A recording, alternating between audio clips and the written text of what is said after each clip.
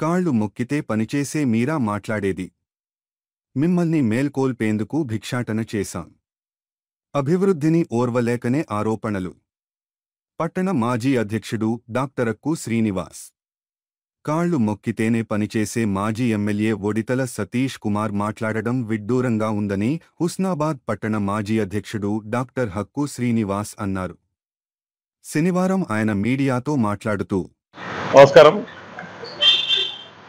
ఈరోజు మాజీ ఎమ్మెల్యే ఒడితల సతీష్ బాబు గారు ఉత్సవ ప్రాంతానికి ఒక అవకాశంగా 10 ఏళ్ళు ఎమ్మెల్యేగా తనకు ఈ ప్రాంత ప్రజలు ఓటేసి ప్రజాస్వామ్య పద్ధతుల్లో తనకు అవకాశం కల్పిస్తే చేయాల్సినటువంటి ప్రక్రియ ప్రకారం తన ఉన్నటువంటి పీరియడ్లో ఎంత చేసిందో అంత గొప్పతనాన్ని మంచా చెడ అనే బేరీజ్ చేసుకోవడం విషయాన్ని ప్రజలు గమనించి తిరిగి 10 ఏళ్ల తర్వాత మొన్న జరిగినటువంటి ఎన్నికల్లో ప్రజలు నిర్ణయించి అదే ప్రజాస్వామ్య పద్ధతిలో ఇక్కడ స్థానికంగా పోటీ చేసినటువంటి రాష్ట్ర రవాణా బీసీ సంక్షేమ శాఖ మంత్రిగా ఈరోజు అవకాశం వచ్చి ఇక్కడ స్థానికంగా ఈ ప్రాంతానికి ఒక బీసీ బిడ్డకు మంత్రిగా అవకాశం వస్తే ఓర్చుకునే గుణం లేక ఇవాళ తాను మాట్లాడినటువంటి మీడియా సమావేశంలో తన అక్కస్సు క్లియర్గా కనబడింది.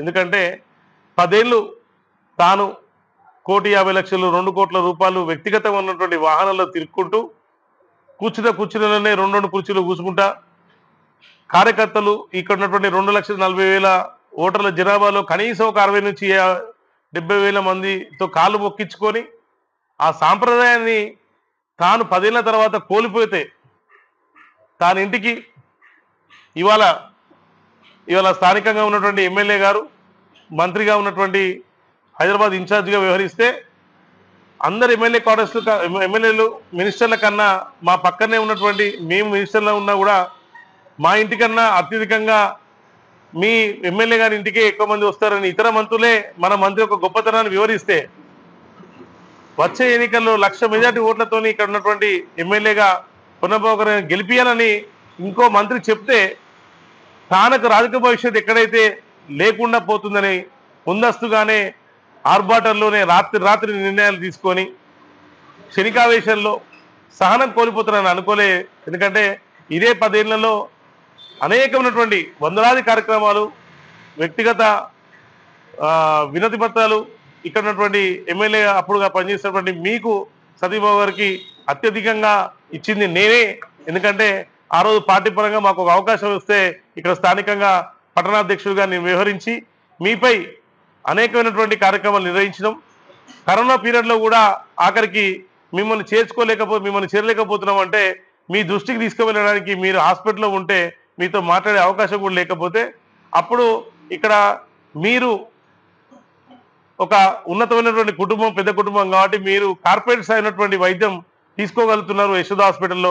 కానీ ఇక్కడ పేద బడుగు బలహీన వర్గాలు, అత్యధికంగా గిరిజనులు, వెనుకబడినటువంటి ప్రాంత ప్రజలు, ఇక్కడ ఉపాధి చేసుకుంటే బతుకుతున్నటువంటి ఈ నియోజక ప్రాంత ప్రజలు, వారికి కరోనా వస్తే వారు ఇతర ప్రాంతాలకు ఎలా వెళ్ళడానికి ఒక అవకాశం లేదు అనే ఒక ఉద్దేశంతో స్థానికంగా ఒక ప్రభుత్వ ఆసుపత్రిలో ఒక అంబులెన్స్ ఉన్న ఉద్దేశాన్ని మీకు తెలియజేయడానికి అనేకమైనటువంటి దఫల్లో భాగంగా ఒక 14 రోజులు మీ దృష్టికి తీసుకెళ్ళడానికి, మీ నాయకత్వానికి కళ్ళు మూసుకపోయి అప్పుడు అధికారం మత్తులో ఉన్నటువంటి మీ నాయకత్వాన్ని మేలుకొల్పడానికి నల్ల బ్యాచ్ ధరించి 14 రోజులు నిరసన కార్యక్రమం చేపట్టిన తర్వాతనే ముందస్తుగా 2 రోజుల ముందు మీకు తెలియజేసి పేపర్ స్టేట్మెంట్ ద్వారా ఇచ్చి భిక్షాటన కార్యక్రమానికి మేము ఒక 5 రోజులు వెళ్ళడం జరిగింది. అప్పుడు భిక్షాటన రూపంలో కానీ దేవిషయంలో కానీ మేము వసూలు చేసినటువంటి ప్రక్రియ ఎప్పుడు చేయలేదు. నార్మల్గా రోజుకు 1 గంట నుంచి 2 గంటల సేపు కార్యక్రమం నిర్వహించడం, ఆ భిక్షాటన కార్యక్రమాన్ని ప్రజల లోపలికి అవేర్నెస్ రూపంగా తీసుకుపోయి మీ దృష్టికి తీసుకొచ్చి మీరు మార్చి మీ నాయకత్వానికి మేలుకొల్పే విధంగా వస్తే అంబులెన్స్ వస్తే ఒక ఉద్దేశపూర్వకంగానే మీ కార్యక్రమం చేపట్టిన తప్ప వసూలకో ఇతర రూపంలో రాజకీయ రూపంగా మేము చేసింది లేదు. ఎందుకంటే ఆనాడు ఇదే విషయాన్ని ఒక 6 సంవత్సరాల కింద జరిగినటువంటి విషయాలు ఈ రోజు వరకు గుర్తు తెచ్చుకున్నారంటే ఆ విషయం మిమ్మల్ని ఎంత నొప్పించిందని చెప్పి మాకు అర్థమవుతుంది. ఆ రోజు మీ ప్రజాస్వామ్య పద్ధతిలోనే అడిగే అవకాశం ఉంటే అడిగినాం. ఆ విధంగా మాకు ప్రతిపక్షంలో మాకు ఒక అవకాశం ఉంది కాబట్టి వినతి రూపంలో ఇచ్చే విధంగా వినతి ఇచ్చిన నిరసన కార్యక్రమం రూపంగా నిరసన తెలిపాం. కానీ ఇలా వ్యక్తిగత విమర్శ రూపంలో ఏనాడు 10 ఏళ్లలో మీ ద్వారా కానీ మీ దృష్టికి కానీ మీ ఆబ్సెన్స్ లో కానీ మీ ముందు కానీ ఇవాళ మిమ్మల్ని విమర్శించినటువంటి దాఖలు మేము కానీ మా కాంగ్రెస్ పార్టీ నాయకులు కానీ ఇక్కడ మేము చేసినటువంటి నాయకత్వం కూడా ఎప్పుడు చేయలేదు. ఎందుకంటే మాకు ఉన్నటువంటి పార్టీ యొక్క నడవడి అట్లాంటిది.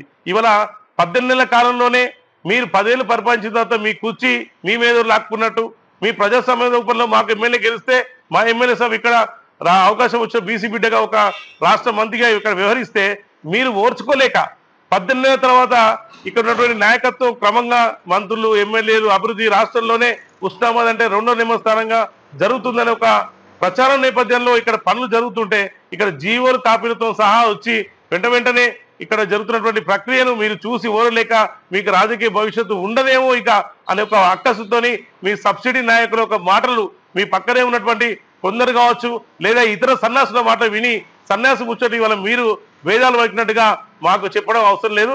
స్థానిక ఉన్నటువంటి ప్రజానికానికి వారు ఓటేస్తేనే గెలిచినటువంటి నాయకుడు పొన్న ప్రభాకర్ కాబట్టి వారు ఏ స్థాయిలో పనిచేస్తున్నారు, ఇవాళ ఒక బీసీ బిడ్డ ఇక్కడ ఉన్నటువంటి రాష్ట్ర స్థాయిలో మెప్పొందుతున్నటువంటి బిడ్డ ఇక్కడ చేస్తున్నటువంటి ప్రక్రియ 18 నెలల కాలంలోనే అనేకమైనటువంటి రూపాలైనటువంటి కార్యక్రమాలు రైతాంగానికి కానీ విద్యారంగానికి కానీ ఉపాధికి కానీ ఇక్కడ ఉన్నటువంటి వారికి అందరికి కూడా అవకాశాలు కల్పించే విధంగా ఒక్కసారి ఓటు వేసుకునేందుకు వ్యక్తిగతంగా ఎంపీగా 2 సార్లు ఓట్లు వేసినా ఒక్కసారి ఎమ్మెల్యేగా ఇక్కడ అవకాశం వస్తే తానేంటనే నిరూపించుకోవడానికి ఒక 10 నెలల కాలం జరిపింది. ఉదాహరణకు మీరు మాట్లాడినటువంటి ఎల్లమ్మ చెరువు విషయంలోనే ఇవాళంటే పోదాం ఎప్పుడంటే పోదాం మీ వాళ్ళు ఉదయం వాకింగ్ రోజు పొద్దున్నే మీ ఉన్నటువంటి పక్కన ఉన్నటువంటి నాయకులే అక్కడ ఉదయం వాకింగ్ చేస్తున్నారు. మాకంటే ప్రజానికానికి ఎక్కువ చర్చలు అక్కడే చేస్తున్నారు. వాళ్ళని అడిగన్నా మీరు మాట్లాడాల్సింది సతీబాబు గారు. ఎందుకంటే మీరు ఆనాడైనా కూడా సమయం 10 గంటల కంటే 11:30కి వచ్చేది. ఇవాళ కూడా అక్కడికి కనీసం 10 గంటలకు కూడా 10 గంటలకు వస్తారు కావచ్చు, ప్రెస్ నిర్వహిస్తారని చెప్పని ఇవాళ ప్రజానికం అంతా అనుకున్నది. కానీ ఇవాటికో కూడా కనీసం అరగంట లేటే వచ్చిండ్రు. 10 ఏళ్ల తర్వాత కూడా కనీసం మీలో మార్పు జరగలేదని ఇవాళ అలాంటి నాయకత్వం మా దగ్గర లేదు. సమయం అంటే సమయం, మాట అంటే మాట, ఇచ్చిన మాట మీద ఉన్నాం. కానీ ఎక్కడ మేము సబ్సిడీ విషయంలో కానీ ఇతర విషయాల్లో కానీ ఎక్కడ కానీ మేము కరప్టర్గా పాల్గొంటూ ఉంటే దేనికైనా చర్చకు సిద్ధం. అంబేద్కర్ గారు ముక్కు నీలకైనా రాయగల ఈరోజు ఈ రాష్ట్ర ప్రభుత్వం ఏదైతే ఉందో ఆ రాష్ట్ర ప్రభుత్వం ప్రతిపక్షం కూడా గౌరవం ఇస్తుంది. ఆనాడు 10 ఏళ్లలో మీ 4 మంత్రులు ఉస్మానాబాద్కి రావడం ఇదే మొదటిసారి. మా పెద్దలు ఇంతకుముందే చెప్పినట్టు ఈరోజు ఉదయం కూడా మా గ్రంథాల చైర్మన్ గారు చెప్పినటువంటి విషయం, కాసు బ్రహ్మాండ నుంచి మొదలుకుంటే కేసీఆర్ రాక ఇక్కడ ఉస్మానాబాద్ ప్రాంతానికి ఎవరు వచ్చినా దానికి ఒక విలువ ఒక ప్రక్రియ జరిగింది. దాంట్లో చివరి ఉన్నటువంటి ముఖ్యమంత్రి కేసీఆర్ గారు ఉస్మానాబాద్కి వస్తే ఏం చెప్పిండు ఏం జరిగింది అనేది ప్రజలు నిర్ణయించిండ్రు. ఆ ప్రజలు నిర్ణయాన్ని బట్టి ఇక్కడ పరిపాలన సాగుతుంది. ఈ 10 ఏళ్ల కాలంలో నాతో సహా నా నాయకత్వం కావచ్చు, నా లీడర్ కావచ్చు, మా క్యాడర్ కావచ్చు, ఎవరు ఒక కార్యక్రమాన్ని పిలుపునిస్తే అర్ధరాత్రి భార్య పిల్లలతో బెడ్రూమ్లో నుంచి సహా మమ్మల్ని తీసుకొచ్చి కాలకృత్యాలు కూడా తీసుకునే అవకాశం లేకుండా కాలకృత్యాలు కూడా తీసుకునేటువంటి కసితో ఇవాళ మీరు క్యాంప్ ఆఫీసులో ఉండి సంబరపడ్డటువంటి నాయకత్వం మీది. ఇవాళ మీరు కార్యక్రమాలు చేస్తున్నా మీరే స్వయంగా అంబేద్కర్ కూడల్లో వచ్చి ముఖ్యమంత్రి దిశమోతో సహా 2 నుంచి 3 సార్లు తగలబెట్టారు. ఆనాడు 10 ఏళ్లలో ఒక్క రోజైనా మేము కానీ మా ప్రతిపక్షం సంబంధించిన ఇతర పార్టీలు కానీ వారికి ఒక అవకాశం కల్పించిందా? ఇవాళ ఈ ప్రజాప్రభుత్వం ఏ విధంగా పనిచేస్తుంది అనేది ఒక ఉదాహరణ. ఎందుకంటే మీకు ఆ స్వేచ్ఛ కల్పించింది కాబట్టి ఇవాళ మీరు స్వేచ్ఛగా మీరు మాట్లాడగలుగుతున్నారు. ఆనాడు నేనుతో పాటు నా స్వయంగా కూడా ఇతర నాయకత్వం కూడా మా వాళ్ళు ఎవరు కూడా మీ మంత్రి అప్పుడున్నటువంటి రాష్ట్ర ఆరోగ్య ఆర్థిక శాఖ మంత్రి హరీష్ రావు ఉస్మానాబాద్కి వస్తే కనీసం వినతి పత్రం ఇస్తే కూడా తీసుకోలేనటువంటి సంస్కృతి మీ ఇవాళ మా నాయకత్వం మా మంత్రి ఇక్కడ ఉన్నటువంటి ఉస్మానాబాద్ ప్రజలు గెలిపిస్తే రాష్ట్రానికే పనిచేసే ఒక అవకాశం ఇచ్చినటువంటి ఉస్మానాబాద్ ప్రజానికం ఎవరు వచ్చినా మీ నాయకత్వం వచ్చినా ప్రజానికం వచ్చినా వ్యక్తిగతంగా తానే వినతి పత్రం గేట్ వరకు వచ్చి తీసుకున్నటువంటి సంస్కృతి మాది. ఎందుకంటే దీంట్లో సగం ఈ 18 నెలల పీరియడ్లో కూడా మీ పక్కనే ఉన్నటువంటి వాళ్ళు కావచ్చు, మీ పార్టీ నాయకత్వం కూడా కావచ్చు, ఇతర పార్టీలు కూడా అందరూ స్వయంగా చూసినటువంటి పరిపాలన మాది. కాబట్టి బేరీ చేసుకోండి. సతీబాబు గారు సహనాన్ని కోల్పోకుర్రి.